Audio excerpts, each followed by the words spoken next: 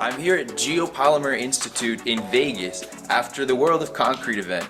They're going to show us around their facility, their printer, their mixer, and their geopolymer material that's silica-based like the pyramids and limestone from Rome. This is an awesome project because we always hear about geopolymers, but rarely do we actually see them being used. Welcome to our warehouse. This is where we kind of do our brainiac work. It's always been John and I, two guys on the weekend, and that took over 2 years till we finally finished our printer, as you see behind me. This is a Cartesian 20 by 12, and as far as you can lay track, we're, as I think we mentioned before, a little bit different in the industry. We're getting away from Portland concrete. We're getting into a geopolymer concrete because it lends itself so well to 3D printing.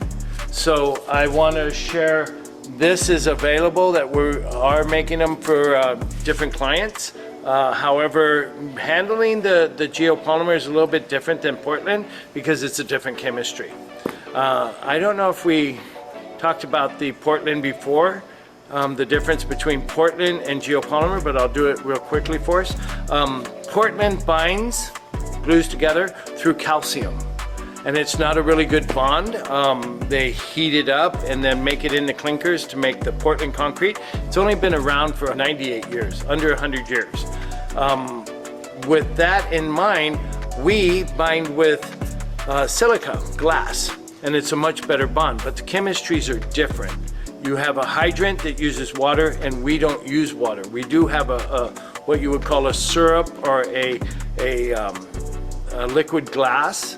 And so the chemistry is a kind of an alkaline, but we don't add water to it. And what happens is when you're using a silica, it has a better bond because you don't have water in it, you don't have the shrinkage, so you also don't have the cracks and the expansion joints. And with our mortar, you can actually crunch it up and use it again. Concrete's not fireproof because it actually has moisture trapped in it and explodes. So let me show you our printer. We have done this kind of copying other companies and working through some of the issues that we have since our mortar is different. Ours is a structural mortar, and as you can see in our warehouse, we have many bags from our associate Rinka. So now we have that on the deck here, and one of the things I want to bring you over and show you is one of our pride and joys, which is a geopolymer mixer. Now, one of the most important things we know is to have a consistency in your mix. Well, it's no different with geopolymer.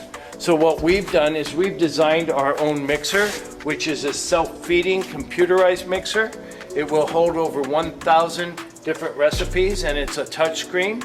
So if you look at it, it's encased, so it can also negative pressure to suck out all the powder, so there's nothing in the air. And it also has all your mix systems that actually deposit the materials. And I'll just show you real quick. I think I have an index to get off of, and then I'll show you. Is that the command center for printers or yeah, just the mixer? This is just for the mixer. And it can integrate with our printer, but basically this is a 40-liter mixer, and it will become a lab mixer. I didn't want to buy a big, huge mixer because we don't do 2 yards of concrete to run through a printer. We do little batches by little batches, and what that gives us the ability to continually print because it's curing within 20 to 40 minutes. So our bottom layers are already curing as we get to the top layers because we don't want to stop. We want to go all the way to the top. So we do little batches because our cure time is a little bit shorter. And basically it's just a touch screen.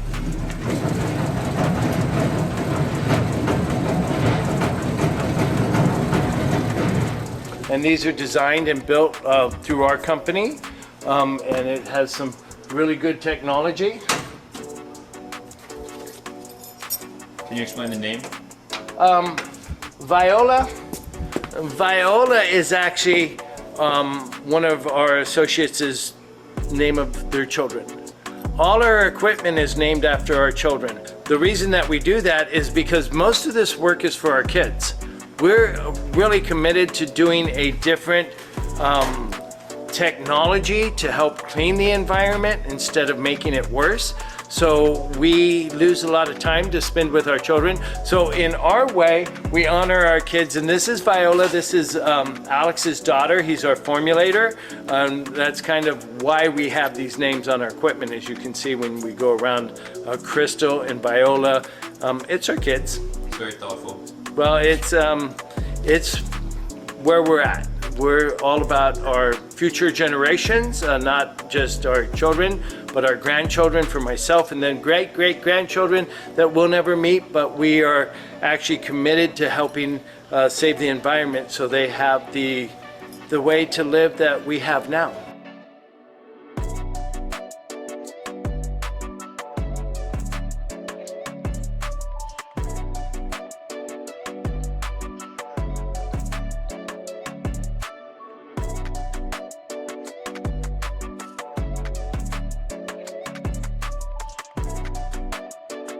I did all the structural. John, come over here. John is my partner. This is two guys on the weekend for about 1.5 years that we were able to develop this. Everything that is screwed in and welded together, I did, and John was able to do all the robotics. So we're the team on just making our printers. We do have a couple of printers that we're making for other people. Our printers are not sky high. We don't have really the price set because everything's gotten so expensive lately. We don't know what things are costing. We are ordering parts and finding that they're either triple and quadruple the price that it used to be. So we're not really set in that realm. And we're a very small shop. We're not a mega large corporation, international and stuff. We do have associates in different countries, but it's still kind of a small shop, and we're looking for investors and ways that we can grow. Well, this is a 12-foot by 20-foot. The next one we're having is a little bit taller than 12, so we get the complete printing area for height. But we also have it now 22 or 24 foot. We don't want to go too big because basically we have a little bit different philosophy in printing. We bring our unit out on a trailer, pick it up and set it on the tracks and start to print. We don't want to spend 2 days assembling it. I've been in construction for quite a while, and that mobilization in will kill you in time. We can probably be finished with half the house by most people already putting their printers together. I was looking at this system and thinking it was a stationary gantry system, but it's on a track here. It's on a track system. Yeah. It's on a track system that we kind of developed with we go for low cost. We don't need the high-tech engineering stuff. As long as it's going to work, the concrete knows no different if it comes out of a $500,000 machine or a $100,000 machine. It's still going to print and go along just like everybody else. And if you were bringing this printer to another site, would you do the same track system, or maybe there's some? It's the same track. We lay the track down, we bring it out, forklift or crane it onto the track, plug it in and print. Where would you say was the biggest learning curve from getting started to where you are now? Our operating systems of what we tried originally, we finally switched over to a CNC programming. Yeah, we switched to a more industrial-based solution versus a standard 3D printing scaled-up solution. Then we also got attachments to where we're able to integrate and reset our program or our printer to a new index every time we want to do. So it gave us a lot more leeway for us to be able to control the printer, start and stop as we're learning to kind of put this together. So some of the conversation, people kind of want to know where Geopolymer comes from. Basically, I studied at the Geopolymer Institute. But we're looking at the technology that they had in the past and trying to redevelop that and bring it into our future. One of the things that I want to share with you is that we're not just a printing company or just a mortar company. We're looking for sustainable housing.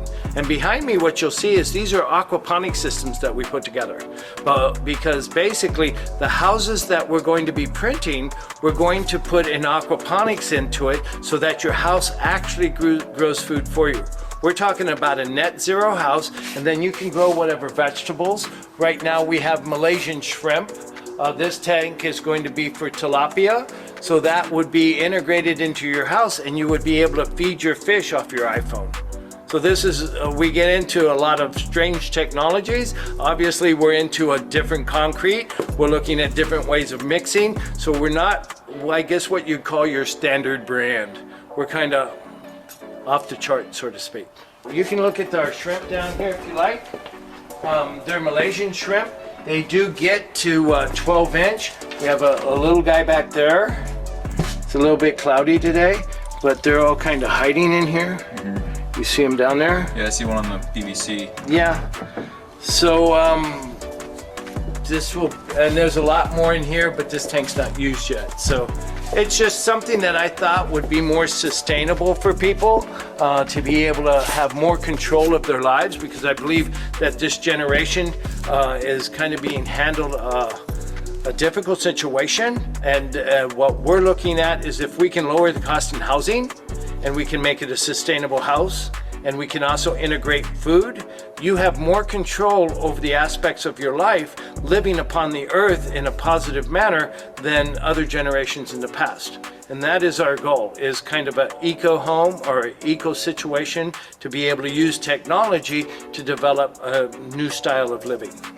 So I've talked to a bunch of contractors, and usually the guys with 2-3 decades of experience are set in their ways and they don't want to change anything they're doing. They like the way it's been done.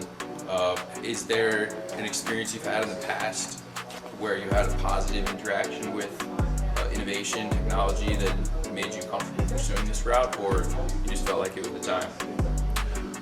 I hear what you're saying about some of the contractors being stubborn. Those are the old guys because that's the way they've always done it, and some people just don't like change. I'm one of those old guys, and I'm getting into the change. So the younger workers that are coming up today, I'm still training the young guys because the old guys are retired or gone or don't want to do it anymore. So the young guys have a bigger ear open to the nouveau technology. They're more computer avid. Most of the old guys my age, they don't even know how to run a computer. So why are you willing to go into this? And they are. You're pretty unique for that. I've always been that adventurous type of, let's, go for the nouveau thing. I think we're the tip of an iceberg on what's going to happen in the industry. Have there been other nouveau things in construction in the past that caught your eye? Well, a lot of the tools that have been coming around, everything's all battery operated. You don't have extension cords running everywhere. Even cordless nail guns, so you don't even have the air compressor and hose and all that stuff running everywhere. So a lot of things have been getting engineered to make it easier to build, like Simpson hardware on lumber framing. I mean, they've really strengthened up the structural integrity of framing in houses. But with our concrete 3D printed geopolymer house, which is going to be stronger than most any other concrete, it's a big savings. It's going to be stronger than wood. It's going to last longer than anything else. I mean, wood is going to attract mold and termites and fire, everything else. So our geopolymer is fireproof. Once we get started, there's going to be a lot of big smiles on our faces, and everybody I talk to, whether they've never heard of 3D printing, once they hear a little bit about it and hear me talk about it, they're excited. There's people that say, well, maybe they'll not want to buy a 3D printer or get into it themselves, but they certainly want to buy stock in the company. Yeah, it's so true. It's a cool industry to be a part of because people love hearing about it. Yes. Well, Jeff Bezos, when he did his little outer space little trip, I happened to be watching the news when he got off the pod, and an interviewer was saying, well, what do you think of the future of space travel? Oh, we're going to go to obviously the moon and Mars and start building on Mars, 3D printing on Mars. That came out of Jeff Bezos' mouth. Our first residential project will be right here in the city of Las Vegas, and we'll have the first 3D printed home in Las Vegas. We've already got the lot. We're just waiting for our permitting at the moment. Are you aiming for a high-end home? I know this material has a huge lifespan of potentially 10,000 years. Is that an affordable house? It's actually an affordable neighborhood. So we didn't want to go over the top on this first one to show the affordability for everyone. And it's going to be roughly 1,800 square feet. And it's a nice modern looking house, so there's no reason why affordability can't cut back on the good looks of a house too. And those units, that unit will be printed in parts here in the facility and transported on site, or printed on site? No, it'll all be totally printed on site. Wow, that's fantastic. So this same printer or a different unit? A different unit. They'll be a very similar, slightly bigger dimension. In which, is that height or width? A little wider. Between the tracks or the length of the tracks? Between the tracks. So have a wider footprint. And then you can get as many tracks as you want, right? Right, we can extend this track, and then we have another adapter that we can get more height out of it if we wanted to do a higher building or do a 2-story or something like that. So you get that first house done, that's like proof of concept. That's a huge Yes. step. For 3D, or for geopolymer in the 3D, yes. That's an even bigger step in the, I guess, whole perspective of the industry. But for your company, just getting a building done 3D printed is a huge step. After you accomplish that goal, what's the next thing that you're looking towards? Is it raising money from investors or trying to get more printers? Or Hopefully we'll have money raised for investors before we even get that house printed. So we're raising money for the manufacturing of more printers, and because we want to go into production and really supply affordable printers to as many contractors and developers as we can. And then geopolymers, so we're setting up a big manufacturing plant here in the US, hopefully here in Las Vegas and possibly Florida. So I'd really like to see a manufacturing plant of printers that's 3D printed itself. The building that the printers are printed in is printed, or at least the headquarters or something. oh yes, eventually that would be our goal, yes. So we'll have our own plant printed with 3D. So we're also going to have our training facility here. So we're going to train everyone that buys a printer. We want them to be successful with it. We want to show them about geopolymer. It's a lot different than Portland concrete. The ingredients for the geopolymer, are you able to procure most of those in the US, or do you have to go overseas? I believe a lot of it could be had in the United States. There's probably some of it. There's an abundance of some of the stuff in Mexico, which is, you know, pretty close to us, and there might be a little bit in Canada, a couple of minerals that we may need. Is there anything you can point to that inspired you to go this direction in construction? The time, the labor, the cost of labor. So that's always a big determining factor in every construction job. I've been a general contractor for over 30 years, and I've framed wood framing houses. You got 6 or 8 guys there working for a month, or banging away on lumber, and there's always a big pile of lumber waste. Every place you've seen framed, there's a pile of waste. And then, of course, we know what wood prices have been doing recently. Been all over the map. And with geopolymer, it's, there's no waste. You've only got 2 guys basically running the machine. I'd say you need a 3rd guy just to help cutting in around electrical sockets and doors and windows. So it's a big time saver, is labor and material. So there's some quotes out there that we could possibly build at 1/3 the price of a normal house today.